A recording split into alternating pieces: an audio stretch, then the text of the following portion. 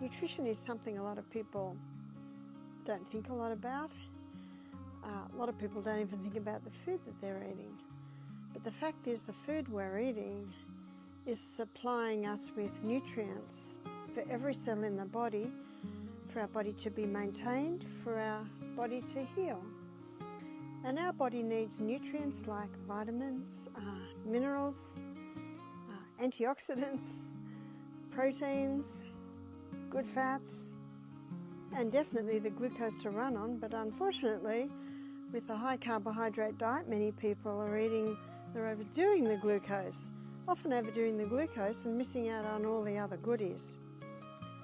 It's like asking my sons to build an extension on our house when we don't provide them with the building materials.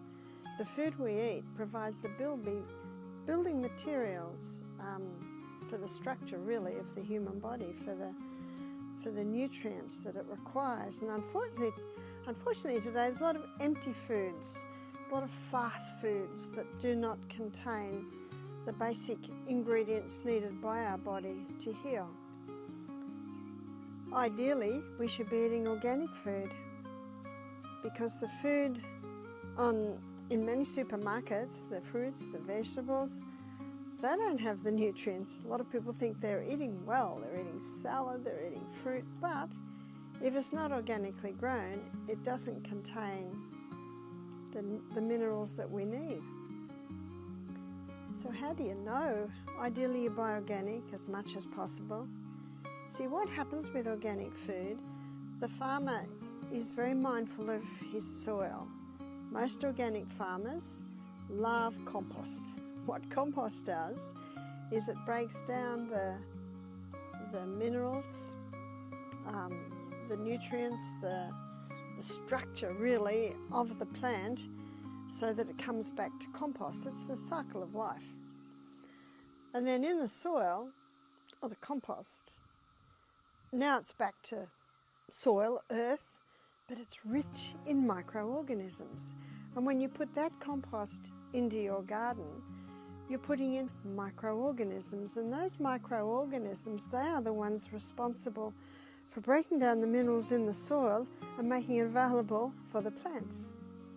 For instance, one organic tomato will deliver about, some figures are saying 6, some figures are saying 9 times the iron, for instance, as a conventionally grown tomato. So you might look at the tomatoes, they're both red, they both look fine. One's organic and twice the price, the other's conventional.